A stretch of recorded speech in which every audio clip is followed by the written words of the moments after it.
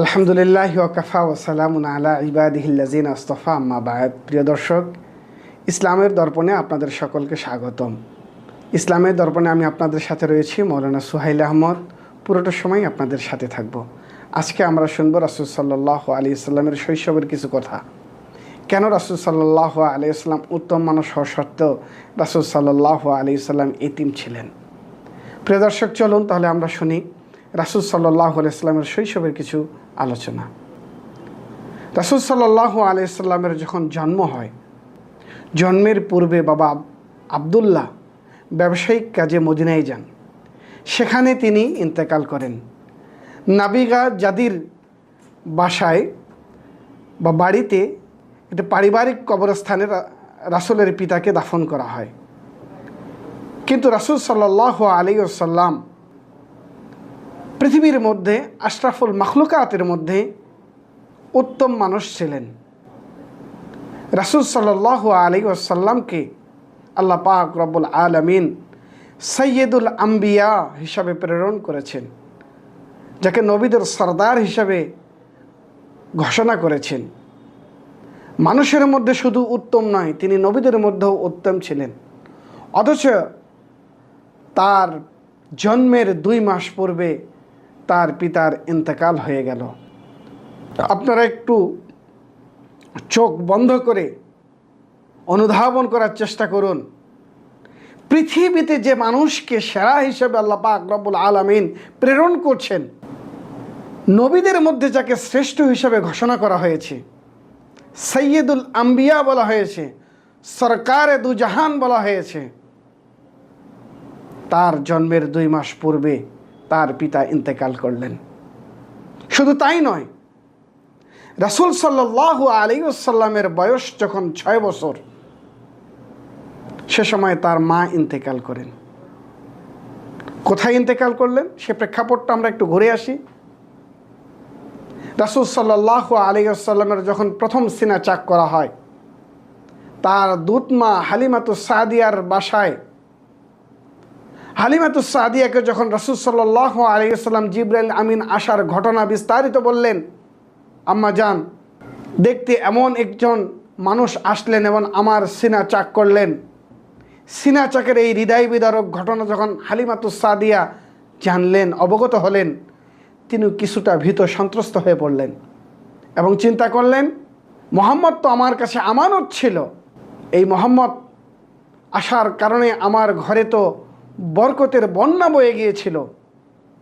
আমি যেদিন মুহাম্মদকে আনতে যাই সেদিনের চিত্র কী ছিল? হালিমাতুস সাদিয়া স্মৃতিকাতর হয়ে পড়লেন। প্রিয় দর্শক, আমরা জানি রাসূল সাল্লাল্লাহু আলাইহি ওয়াসাল্লামের সিরাতে এ বিষয়ে বিস্তারিত আলোচনা আছে যে হালিমাতুস সাদিয়া যখন রাসূল সাল্লাল্লাহু আলাইহি ওয়াসাল্লামকে আনতে যান, তিনি রাসূলকে আনার উদ্দেশ্য করে সেখানে যাননি। তিনি গিয়েছিলেন, সে যুগের যে প্রথা ছিল, ধনীর দুলালদেরকে নিয়ে আসতেন দুধ পান করানোর জন্য, দুগ্ধ পান করানোর জন্য। কিন্তু হালিমাতুস সাদিয়া তো জীর্ণ শীর্ণ ছিলেন, তাকে কোনো সম্ভ্রান্ত পরিবার সন্তান দিতে রাজি হননি। কিন্তু শেষ পর্যন্ত খালি হাতে ফিরে আসার চেয়ে, এবং রাসূল সাল্লাল্লাহু আলাইহি ওয়াসাল্লামের অবস্থাও এমন ছিল, তাকেও কেউ গ্রহণ করতে চাননি। কারণ তাকে গ্রহণ করলে মোটা অঙ্কে হাদিয়া পাবে না, তোহফা পাবে না, বিনিময় পাবে না, যার কারণে রাসূল সাল্লাল্লাহু আলাইহি ওয়াসাল্লামকে কেউ গ্রহণ করেননি।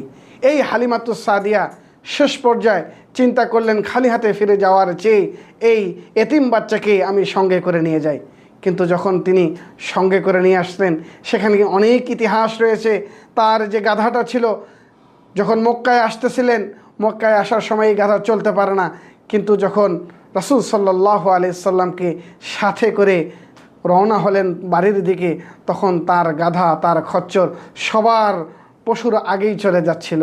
এতে করে সবাই ঈর্ষান্বিত হয়ে, আশ্চর্যিত হয়ে জিজ্ঞাসা করেছিল, হালিমা, এটা কি সেই পশু যার উপর আরোহণ করে তুমি মক্কায় এসেছিলে? তো প্রিয় দর্শক, আমরা সেদিকে যাব না। রাসূল সাল্লাল্লাহু আলাইহি ওয়াসাল্লামের এই সিনা চাকের হৃদয় বিদারক ঘটনা যখন তিনি অবগত হলেন, তিনি কিছুটা ভীত সন্ত্রস্ত হয়ে পড়লেন এবং তিনি চিন্তা করলেন মুহাম্মদকে আমি তার মায়ের কাছে সোপর্দ করে আসি, কারণ তিনি আমার কাছে আমানত ছিল, তার কোনো ক্ষতি হয়ে গেলে আমি সেই ক্ষতিপূরণ দায় দিতে পারবো না। প্রিয় দর্শক, রাসূল সাল্লাল্লাহু আলাইহি ওয়াসাল্লাম যখন মায়ের কাছে আসলেন, মা আমিনা তখন তার শ্বশুর আব্দুল মুত্তালিবকে একটি আর্জি পেশ করলেন। কি আর্জি পেশ করলেন?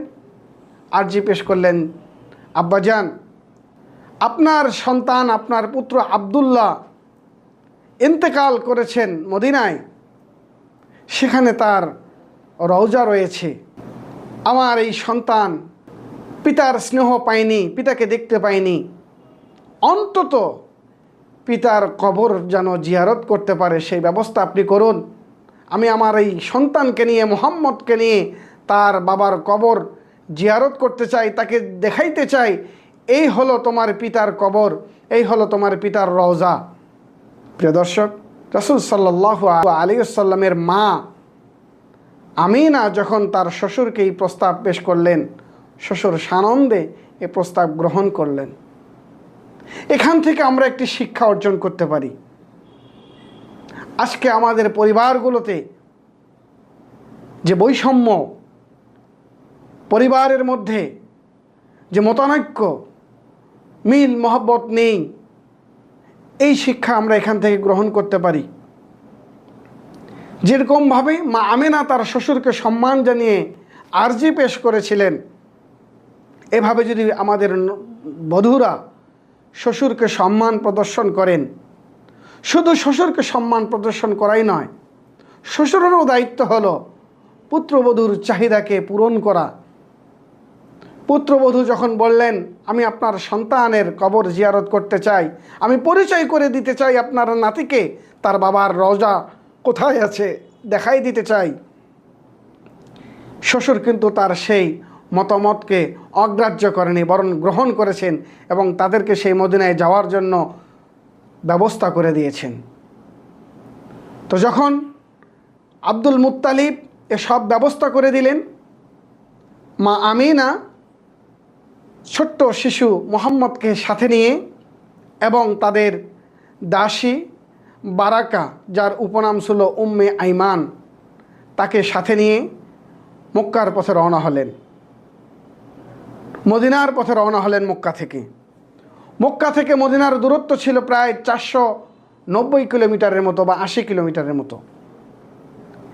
এই যাত্রায় কয়েকদিন তখন সময় লাগত। তো মক্কায় যখন পৌঁছলেন, রাসূল সাল্লাল্লাহু আলাইহি ওয়াসাল্লামকে পিতার কবরের সাথে পরিচয় করিয়ে দিলেন এবং সেখান থেকে যখন তিনি ফিরে আসলেন, পথিমধ্যে আবওয়া নামক উপত্যকায় মা আমিনা অসুস্থ হয়ে পড়লেন। এমন অসুস্থ হয়ে পড়লেন যে তার দাসী উম্মে আইমানকে ডাক দিয়ে বলল, উম্মে আইমান, আমার ছোট্ট মুহাম্মদকে আমার কাছে এনে দাও। আমার মনে হচ্ছে আমি আর এই দুনিয়ায় থাকব না, আমার খুব খারাপ লাগছে, আমার অস্থির অনুভব হচ্ছে। উম্মে আইমান যখন রাসূল সাল্লাল্লাহু আলাইহি ওয়াসাল্লামকে মা আমিনার কাছে নিয়ে আসলেন, তখন বুকে জড়িয়ে ধরে আদর করে মুহাম্মদ সাল্লাল্লাহু আলাইহি ওয়াসাল্লামের হাতকে উম্মে আইমানের হাতে সুপর্দ করে দিয়ে বললেন, উম্মে আইমান, আমার যে অবস্থা, আমার অনুভব হচ্ছে, আমার মনে হচ্ছে আমি পরলোক গমন করব, এই দুনিয়ার মায়া ত্যাগ করতে হবে আমাকে। সুতরাং আমার এই এতিম সন্তান, তার কেউ নেই, তোমার হাতে আমি সুপর্দ করে গেলাম, তুমি তাকে দেখে শুনে রাখবেন। এই উম্মে আইমানই এমন এক ব্যক্তি যিনি রাসূলুল্লাহ সাল্লাল্লাহু আলাইহি সাল্লামের জন্ম থেকে মৃত্যু পর্যন্ত তাকে দেখেছেন।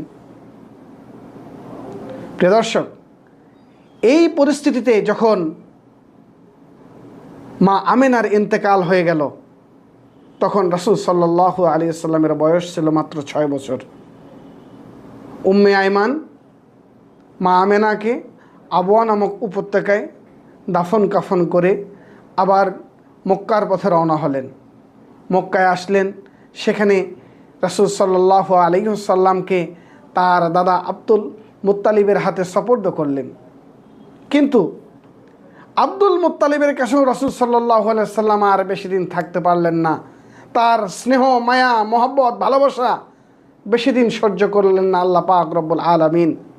রাসূলুল্লাহ সাল্লাল্লাহু আলাইহি ওয়াসাল্লামের বয়স যখন 9 বছর, তখন এই আব্দুল মুত্তালিব ইন্তেকাল করেন। পৃথিবীর মধ্যে যে মানুষকে আশরাফুল মাখলুকাত হিসাবে আল্লাহ পাক রব্বুল আলামিন ঘোষণা করেছেন, শুধু মানুষের মধ্যে শ্রেষ্ঠ না, আম্বিয়া আলাইহিস সালাতু ওয়াস সালামের মধ্যেও তিনি শ্রেষ্ঠ ছিলেন। তার শৈশব কত কষ্টে বেড়ে ওঠা শুরু হয়ে গেল। রাসূলুল্লাহ সাল্লাল্লাহু আলাইহি ওয়াসাল্লামের শৈশবে একদিন তার মেষগুলোকে নিয়ে উপত্যকায় যখন ছিলেন, সে সময় রাসূল সাল্লাল্লাহু আলাইহি ওয়াসাল্লামের মায়ের কথা মনে হয়েছিল। একটি পাথরকে জড়াই ধরে রাসূল সাল্লাল্লাহু আলাইহি ওয়াসাল্লাম কান্না করতেছিলেন আর বলছেন, আম্মা জান আপনি কোথায়? আপনাকে আমার খুব মনে পড়ছে। কি করুণ দৃশ্য ছিল! রাসূল সাল্লাল্লাহু আলাইহি ওয়াসাল্লাম শৈশবে পিতা হারালেন জন্মের আগেই, মা হারালেন শৈশবকালেই, শৈশব থেকে কৈশোরে আসার মুহূর্তেই তার দাদাকে হারিয়ে ফেললেন। মাথার মধ্যে যে ছায়া ছিল সব চলে গেল। প্রিয় দর্শক, রাসূলুল্লাহ সাল্লাল্লাহু আলাইহি ওয়াসাল্লাম এজন্যই একটি হাদিস বলেছেন, عن أبي هريرة رضي الله تعالى عنه قال خير بيت في المسلمين بيت فيه يتيم يحسن إليها. عن أبي هريرة رضي الله تعالى عنه قال خير بيت في المسلمين بيت فيه يتيم يحسن إليه وشر بيت مسلمين بيت فيه يتيم ওয়ুসাউ ইলাইহি। মুসলমানদের মধ্যে ওই ঘর উত্তম যে ঘরের মধ্যে একটি এতিম সন্তান রয়েছে এবং তার সাথে উত্তম আচরণ করা হয়, ভালো আচরণ করা হয়। এবং মুসলমানদের মধ্যে সর্বনিকৃষ্ট ঘর হলো ওই ঘর যে ঘরের মধ্যে এতিম রয়েছে অথচ তার সাথে খারাপ আচরণ করা হয়। আবু হুরায়রা রাদিয়াল্লাহু তাআলা এই হাদিস বর্ণনা করেছেন। তার মানে রাসূলুল্লাহ সাল্লাল্লাহু আলাইহি ওয়াসাল্লাম তার এই যে শৈশব এতিম অবস্থায় কেটে এসেছেন, এই জন্য রাসূল সাল্লাল্লাহু আলাইহি ওয়াসাল্লাম এতিমদের প্রতি সহানুভূতিশীল হতে বলেছেন। তিনি জানেন এই শৈশব কত কষ্টের। প্রিয় দর্শক, রাসূলুল্লাহ সাল্লাল্লাহু আলাইহি ওয়াসাল্লামের শৈশবের পর রাসূল সাল্লাল্লাহু আলাইহি ওয়াসাল্লাম যখন কৈশোরে আসলেন, সে পর্ব আগামীতে আপনাদের সামনে আমরা উপস্থাপন করব এই আশা ব্যক্ত করে আজকের মতো ইসলামের দর্পণ এখানেই শেষ করছি। আগামী পর্বে বিস্তারিত আলোচনা শুনবো আমরা ইনশাআল্লাহ। এতক্ষণ যারা আমাদের সাথে ছিলেন আপনাদের সকলকে আবারও অভিনন্দন ও স্বাগত জানিয়ে শেষ করছি আজকের মতো ইসলামের দর্পণ। আসসালামু আলাইকুম ওয়া রাহমাতুল্লাহি ওয়া বারাকাতুহু।